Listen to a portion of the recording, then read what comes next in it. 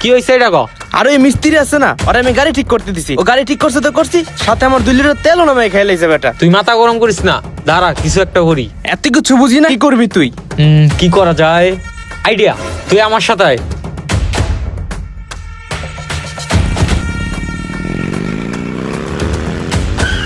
ওই ভাই একটু দেখেন তো। কি হইছে? আরে ভাই গাড়িতে কিসের জন্য আওয়াজ হয়, একটু দেখেন তো কি হয়েছে। আচ্ছা নামেন, এরকম কোনো কোম্পানি না যে কোম্পানি গাড়ি আমি ঠিক করতে পারি না।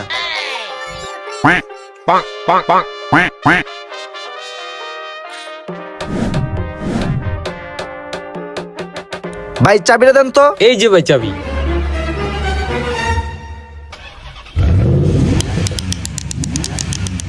শব্দটা কোন জায়গা থেকে আসে? আরেকবার দেখি তো। কি রে ভাই, কিছুই তো বুঝতাছি না। কি হয়েছে ভাই?